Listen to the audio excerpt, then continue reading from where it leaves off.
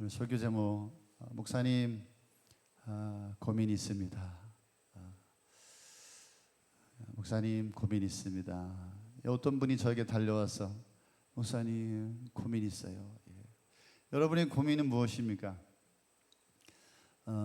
우리는 많은 고민을 가지고 살아갑니다. 저는 하나님을 예배하러 오신 여러분 모두에게 그 고민에 하나님께서 답을 해주시고 응답해 주시기를 저는 바랍니다.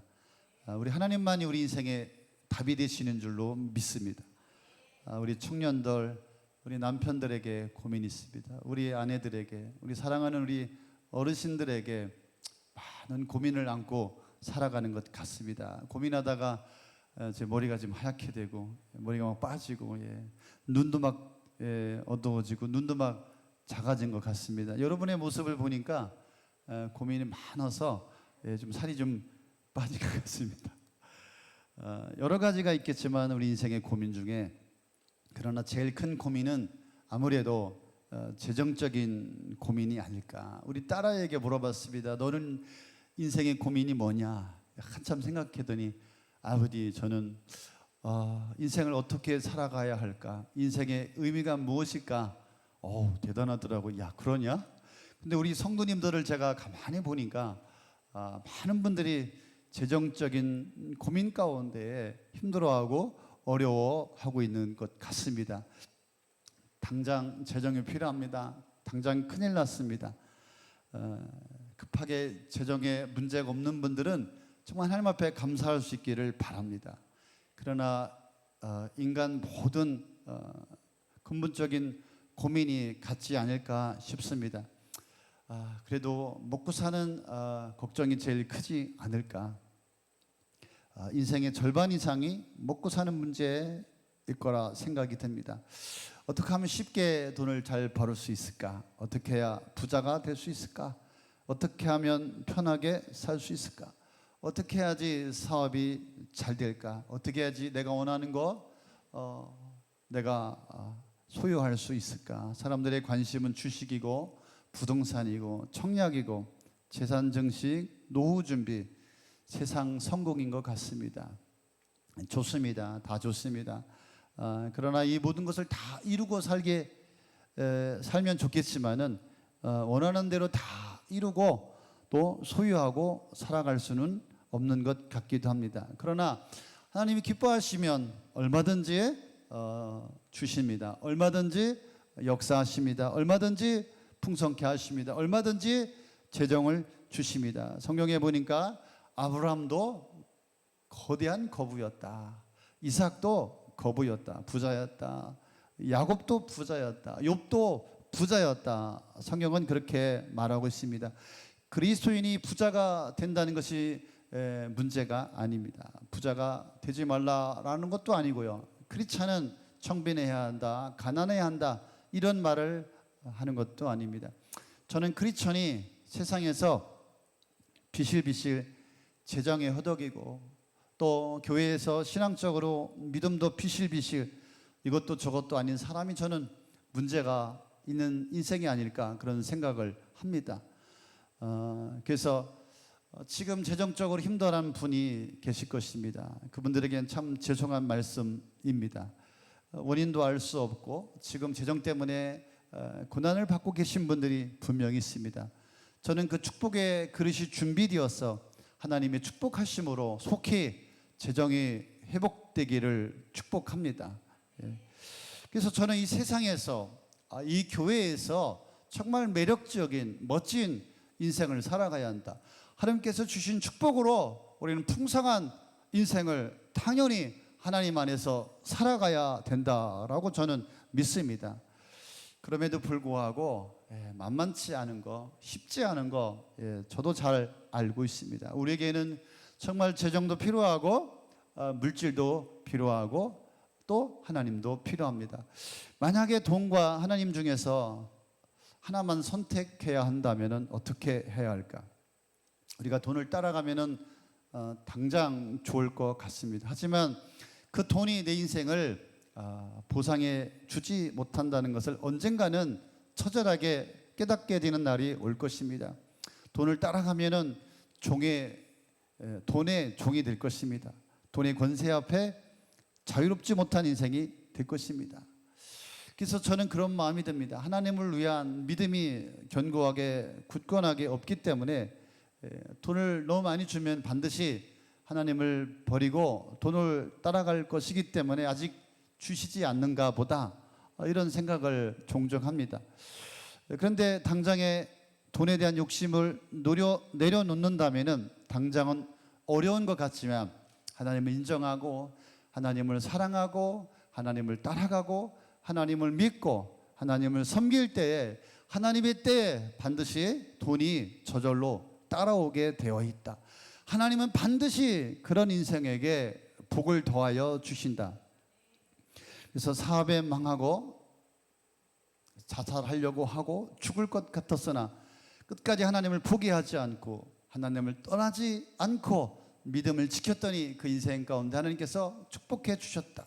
그런 간증들이 너무나도 많이 있습니다.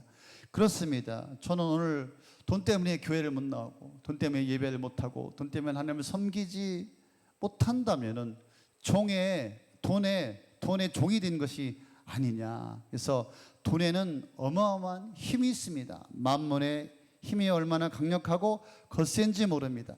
영혼을 잡아먹는 하나님과 견줄 만한 세력이 돈이다라고 하는 것입니다. 그래서 참 이 부분에 대해서 민감하여서 이 말씀을 전할까 고민이 되었지만, 그러나 우리 사랑하는 성도들에게 이 말씀이 꼭 필요하겠다라고 한 마음이 들었습니다. 우리 함께 마태복음 6장 24절 함께 읽어보겠습니다. 시작. 아무도 두 주인을 섬기지 못한다. 한쪽을 미워하고 다른 쪽을 사랑하거나 한쪽을 중히 여기고 다른 쪽을 업신 여길 것이다. 너희는 하나님과 재물을 아울러 섬길 수가 없다. 하나님과 재물을 아울러 겸하여 섬길 수가 없다. 우리 사랑하는 성도님들, 오늘 저의 핵심 메시지는 이것입니다. 인생을 살아가면서 정말 돈이 필요합니다. 하나님께서 주시는 재정을 잘 관리하고 하나님을 위해서 사용되어지는 재정, 복의 인생이 되어지기를 원합니다. 그러나 돈 때문에 믿음을 포기하고 신앙을 포기하고 하나님을 떠나고 교회를 떠나는 인생이 되지 않기를 바랍니다. 믿음을 양보하고 하나님을 양보하지 않기를 바랍니다. 그래서 하나님 나라의 가치를 물질과 비교하지 않기를 바랍니다. 그래서 저는 돈에 부유한 사람이 아니라, 세상의 물질로 부유한 사람이 아니라 하나님으로 부유한 사람이 되시길 바랍니다. 여러분의 가슴에, 여러분의 마음에 세상의 물질로 차 있는 것이 아니라 여러분의 가슴에, 여러분의 영혼에 하나님으로 가득 차 있기를 바랍니다. 누가복음 12장 8절에서 21절 말씀은 어리석은 부자의 이야기가 나오고 있습니다. 너의 영혼을 도로 찾을 것이다. 너가 쌓은 것이 누구의 것이 되겠느냐? 자기를 위하여 재물을 쌓아두면서 하나님에 대해서 부유하지 않는 인생이 이와 같다라고 말씀하고 있습니다. 한 부자 청년의 이야기를 시작하면서 예수님은 바로 부자 청년 이야기 전에 한 어린아이를 축복합니다. 어린아이들이 내게 오는 것을 허락하고 막지 말라.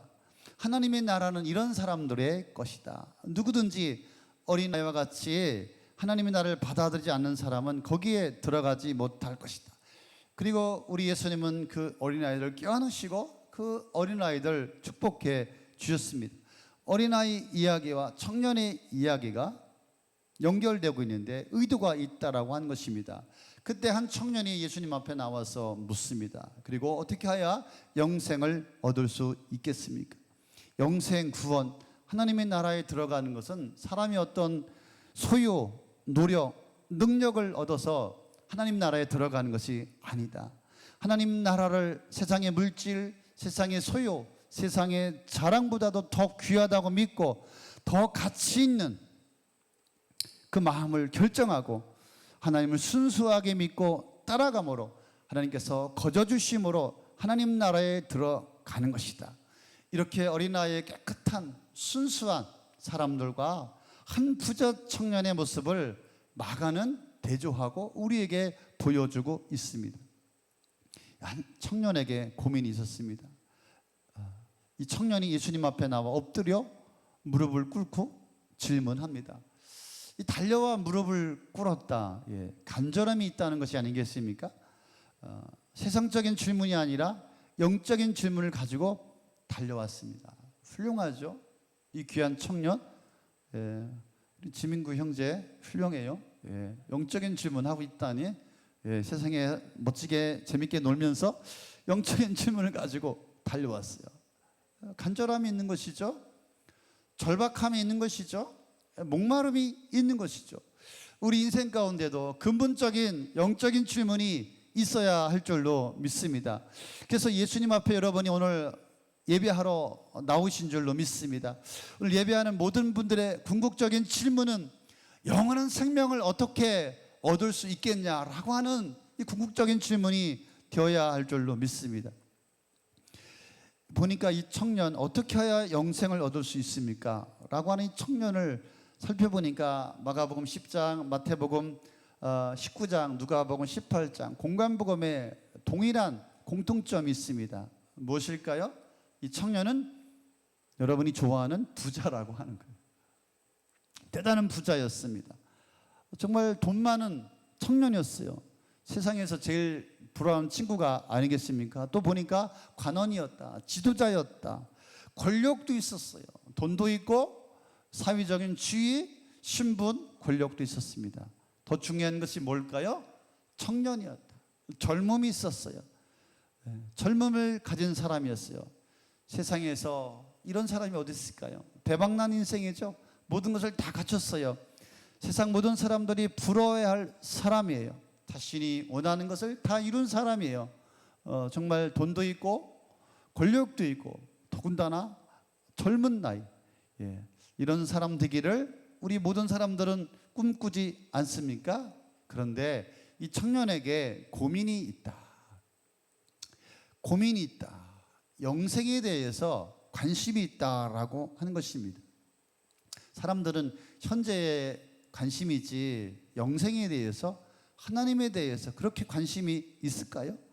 모든 사람들은 지금 살아가는 현재가 중요하다. 현재에 관심을 갖자라고 하는 것이 아니겠습니까? 내일 죽을지도 모르는데, 먹고 살 것도 없는데 무슨 영생이냐, 무슨 하나님이냐. 이 세상은 풍요의 시대입니다. 부족함이 없는 시대입니다. 그럼에도 불구하고 많은 인생은 더 가지고 싶다, 더 많은 욕망과 욕심을 가지고 살아갑니다. 물질에 대한 집착, 목마름, 욕심이 끝이 없는 것입니다. 죽을 때가 되어서 더 욕심을 내는 것이 세상 물질이라고 합니다. 한평생 돈을 사랑하고 살아온 인생의 내성이 있는 것입니다. 그래서 물질의 집착과 부유는 영혼을 어둡게 만들고 물질은 영혼을 장악합니다. 그래서 세상의 부유함은 영적인 관심을 갖지 못하게 합니다. 그래서 물질의 풍요가 영혼을 빈곤하게 만들 것이고 그 물질이 하나님을 대체하게 될 것입니다.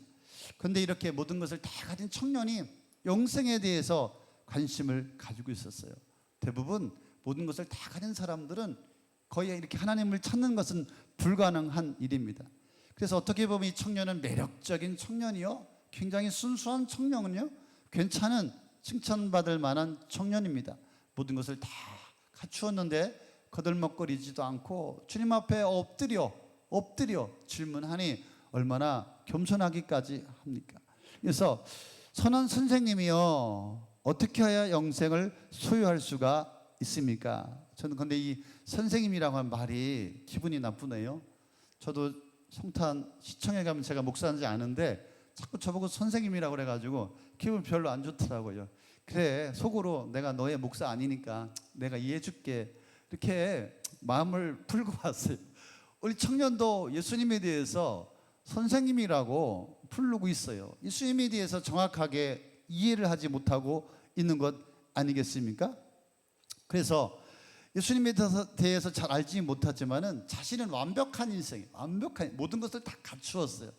자신의 이력서에 한 가지 빠진 게 있어요. 영생이에요. 야, 이 영생까지 소유하게 되면은 완벽한 내세까지도 준비했으니까 퍼펙트한 인생이 아니겠습니까? 그래서 이 영생을 얻고자 한다. 얻다. 영생을 소유의 개념으로 보았습니다. 영생은 우리가 소유하는 것이 아니라 하나님 나라에 들어가는 것입니다.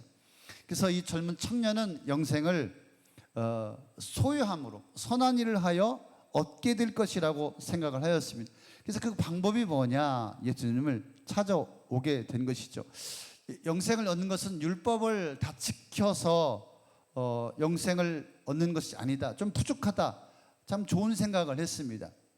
그러나 구원을 하나님의 은혜로 선물로 거저 준다. 이것을 이해하지 못하였어요. 그래서 자기가 노력해서 쟁취할 수 있다. 이렇게 잘못된 생각을, 잘못된 태도를 가지고 예수님께 왔다라고 하는 것입니다. 그래서 예수님께서 그 청년에게 이야기합니다. 너는 알고 있지? 너는 계명을 알고 있을 것이다. 살인하지 말라, 간음하지 말라, 도둑질하지 말라, 거짓으로 증언하지 말라, 속여서 빼앗지 말라, 내 부모를 공경하라. 이 청년은 어려서부터 다 지켰다. 야, 대단하죠? 굉장하죠? 신앙생활도 잘하고 세상에서도 성공한 사람이 그렇게 많지 않을 것 같습니다. 쉽지 않은 일일 것 같습니다. 외형적으로 보면 완벽합니다. 예, 다 지켰다고 합니다. 선생님, 제가 더 말씀하시면 내가 더 지킬 수 있습니다. 말씀하면 얼마든지 제가 지킬 수 있습니다. 청년이 다 가졌습니다. 다 이루었습니다. 그런데 이 청년에게는 목마름이 있었어요. 돈도 있고 권력도 있고 젊음도 있었지만, 그러나 어딘가 불안한 내적인 공허함, 목마름이 있었다라고 하는 것입니다. 그래서 자신의 영혼의 목마름을 무시하지 않았습니다. 사람들은 그럽니다. 야, 너 배부른 소리 하지 마라. 무슨 영생, 하나님의 나라. 세상은 그렇게 말하지만 이 청년은 예수님에 대해서, 영생에 대해서 관심이 있었다라고 하는 것입니다. 우리 21절 한번 같이 읽겠습니다. 시작. 예수께서 그를 눈여겨보시고 사랑스럽게 여기셨다. 그리고 그에게 말씀하셨다. 너에게 한 가지 부족한 것이 있다. 가서 내게 가진 것을 다 팔아서 가난한 사람들에게 주어라. 그리하면 내가 하늘에서 보화를 차지하게 될 것이다. 그리고 와서 나를 따르라. 여기 보니까 너에게는 한 가지 부족한 것이 있다. 이 청년의 핵심을 찌르고 있습니다. 부자에게 너 가진 것을 팔아 가난한 자들에게 주고 나를 따르라. 근데 예수님께서 그를 눈여겨보시고 사랑스럽게 여기셨다. 우리 주님은 저와 여러분을 사랑스럽게 여겨주십니다. 모든 사람들에게 우리 주님은 관심이 있으시고 사랑하여 주시고 영생에 대해서 가르쳐 주시기를 원하시고 영생으로 인도하고 싶으신 것입니다. 이 청년의 반응은 무엇입니까? 22절 한번 같이 읽어볼까요? 그러나 그는 그 말씀 때문에 울상을 짓고 근심하면서 떠나갔다. 그에게는 재산이 많았기 때문이다. 처음에 의도는 좋았습니다. 어떻게 영생을 얻을 수 있겠습니까? 자신의 선한 선행으로 율법을 지킴으로 영생을 얻을 수 있다고 생각을 했습니다. 하지만 아무리 자기 선행으로 율법을 다 지켜도 그건 자기 만족이지 하나님을 만족시킬 수가 없었습니다. 그래서 영생이란 하나님 편에서 베풀어 주시는 일방적인 것이죠. 자기 힘으로 노력으로 또 열심으로 얻을 수가 없는 것입니다. 구원이 자기 행동에 달려있다. 또 구원은 자기 힘으로 얻을 수 있다. 이렇게 생각하는 것이 문제입니다. 자, 기독교는 당신들이 가진 재산을 다 팔아서 가난한 자들에게 주어라. 그 말씀을 하시는 것이 아닙니다. 많은 재산을 소유하면 안 된다. 이런 말을 하는 게 아니에요. 예수님은 가난을 강요하는 것도 아닙니다. 부와 가난은 우리가 구원받는 거에 아무런 상관이 없습니다. 물질을 잘 벌어서 물질을 잘 관리하고 하나님을 위해서 사용하여 하나님의 축복의 인생을 살아가는 사람들이 얼마나 많은지 모릅니다. 성숙한 사람이란 물질의 지배를 받지 않는 것입니다. 그래서 본문의 핵심은 재산을 팔아 가난한 자들에게 주어야 구원을 얻는다, 이 말을 하는 것이 아니에요. 지금까지 지켜온 것 중에서 한 가지 더 추가하여 지키라, 이 말씀을 하는 것도 아니에요. 주님은 어려서부터 다 지켜왔다, 그 청년을 지금 깨트리고 있는 것입니다.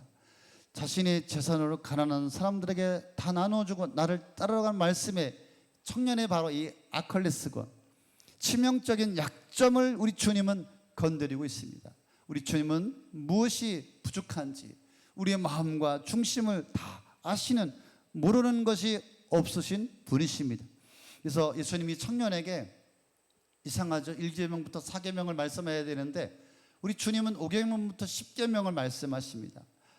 10계명은 1계명부터 10계명까지 있습니다. 1계명부터 4계명까지는 하나님과의 관계이죠. 또 5계명부터 10계명까지는 이웃과의 관계, 사람과의 관계입니다.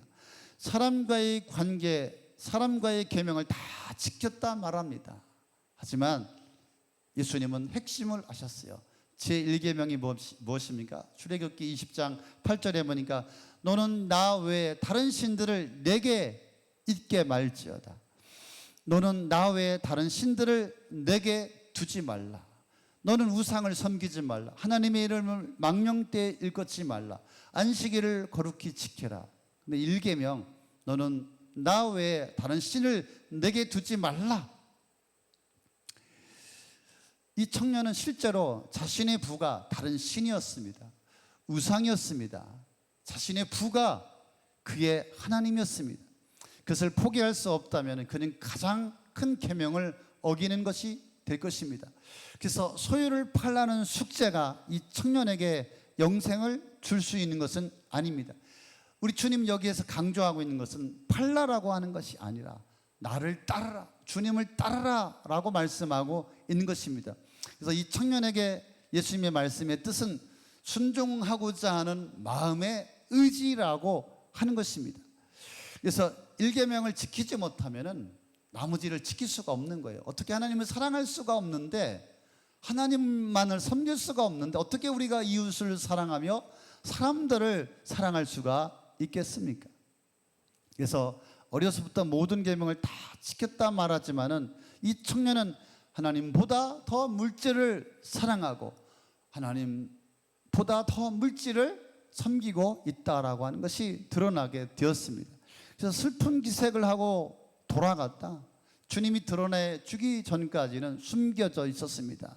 자신이 살아온 자신만의 자아도취, 자신의 만족, 이 모든 것들이 드러나고 말았습니다. 그래서 22절에 보니까 근심하면서 떠나갔다. 그에겐 재산이 많았기 때문이다. 근심하면서 떠나갔다. 절망의 상태에서 고통을 느끼고 있다. 이런 헬라어의 원문의 뜻이 있습니다. 무엇을 포기할까? 그 인생에 고민이 있었어요. 영생이냐? 이 세상이냐? 순간이냐? 영원이냐? 영생을 갈망해서 주님을 찾아왔습니다. 주님 바로 앞에까지 왔습니다. 그러나 그는 뒤돌아서서 나아갑니다. 그의 마음속에 세상의 보화가 사로잡고 있었기 때문에 그렇습니다. 영생에도 관심이 있고 하나님도 관심을 가지고 있었지만, 그러나 그의 선택은 세상이요 돈이요 부였습니다. 그래서 울상을 짓고 근심하면서 떠나갔다. 왜 돈 많으니까 웃으면서 떠나가지? 왜냐하면 예수님께서 그에게 영생의 길을 보여주셨기 때문입니다. 그렇지만 돈이 많아서 그 재산을 포기할 수가 없었다. 자신의 슬픈 모습을 본 것이죠. 속물인 자신, 연약한 자신의 모습 때문에 근심하게 된 것입니다. 오늘 김하영 자매님 오셨나요? 예, 오셨어요? 예, 제가 말씀 드려도 될까 모르겠다. 오늘 목장에서 삶을 나누고 고백하는데 막 우시더라고요. 이제 감동이 되어서 제가 양해도 구하지 않고 말씀을 나누려고 합니다. 우리 목장에 많이 오셨는데요. 우리 김하영 성도님이 세상을 너무 사랑하고 돈을 너무 사랑하여서 말씀이 읽어지지가 않는다고 하면서 너무 이렇게 막 안타까워하시면서 눈물을 흘리시는 거예요. 그래요. 세상 사랑하고 돈을 사랑하면 말씀이 들어오지 않습니다. 하나님이 들어오지 않습니다. 참 그 귀한 마음을 제가 보고 제가 더 많이 기도해 드려야 되겠다 이런 마음이 생겼습니다. 이 자신의 모습을 보면서 돈을 선택한 끝내 세상을 선택한 그의 모습이 슬픈 것이죠. 그래서 주님을 떠나갔다. 왜 그런 선택을 할 수밖에 없었을까? 우리는 고민을 해 보아야 되겠습니다. 내가 만약 이 청년이었다면 어떻게 했을까? 과연 가난한 자들에게 나눠주며 섬기며 베풀고 주님을 따라갈 수가 있을까? 나는 지금 부자가 아니라서 주님을 따르고 있는 것일까? 만약에 나에게 100억이 주어진다면 그때도 정말 주님을 사랑하고 주님을 섬기고 주님을 따라갈 수 있을까? 주님을 위해 헌신의 삶을 살아갈 수 있을까? 그게 아직 안 돼가지고 지금 100억이 안 생긴 거예요.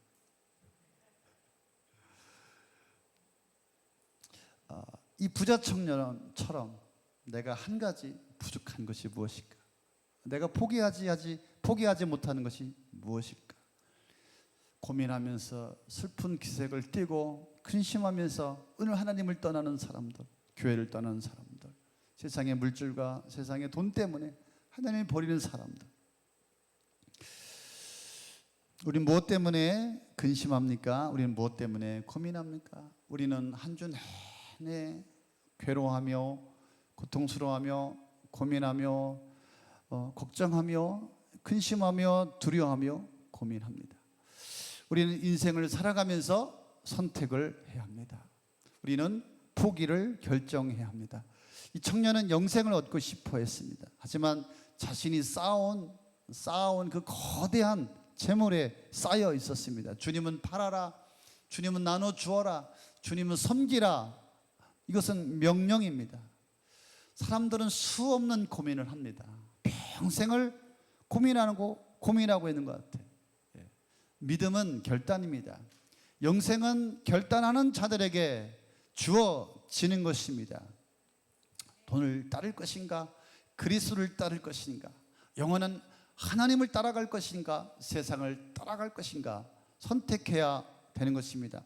마태복음 6장 19절 21절 말씀해 보니까 예수님은 이 땅의 재물을 쌓아라. 이 땅의 재물을 쌓지 말고 큰일 날 뻔했네요. 이 땅의 재물을 쌓지 말고 하늘에 너의 보화를 쌓아라. 가난한 자들을 섬기는 것은, 주님을 섬기는 것은 곧 하늘의 보화를 쌓는 것과 마찬가지다. 주님을 따라오라고 하는 것은 제자의 삶을 제시하는 것입니다. 제자도는 자기 자신과 또 세상의 것들을 부인할 때 믿음의 세계가 시작되는 것입니다. 그래서 한 발은 하나님의 나라에, 한 발은 세상에 들여놓는 것은 제자의 삶이 아니라고 하는 것입니다. 그래서 청년에게, 가난한 자에게 나눠주라라고 하는 것은 재물이 그 청년에게 있어서 삶의 정체성과 능력과 목표와 의미가 되었기 때문에 그렇습니다. 그래서 예수님은 그에게 실천하는 믿음을 요구하는 것보다 그에게 재물보다 하나님을 사랑하느냐를 묻고 계신 것입니다. 그에게 있어서 돈은 우상이었습니다. 돈은 그의 생명이었고 그의 전부였고 돈은 그에게 하나님이었다라고 하는 것입니다. 그래서 마태복음 우리가 읽었듯이 6장 24절에 한 사람이 두 주인을 섬기지 못할 것이다. 우리 한번 디모데전서 6장 10절 같이 한번 읽어볼까요? 시작. 돈을 사랑하는 것이 모든 악의 뿌리입니다. 돈을 쫓다가 믿음에서 떠나 헤매기도 하고 많은 고통을 겪기도 한 사람이 더러 있습니다. 누구 얘기죠? 저 얘기죠. 돈을 쫓다가 헤매고 많은 고통을 겪었어요. 지금도 고통을 겪고 헤매는 인생들이 얼마나 많이 있는지 모릅니다. 마태복음 13장 44절 한번 더 볼까요? 하나님의 나라는 밭에 숨겨놓은 보물과 같다. 어떤 사람이 그것을 발견하면 제자리에 숨겨두고 기뻐하며 집에 돌아가서는 가진 것을 다 팔아서 그 밭을 산다.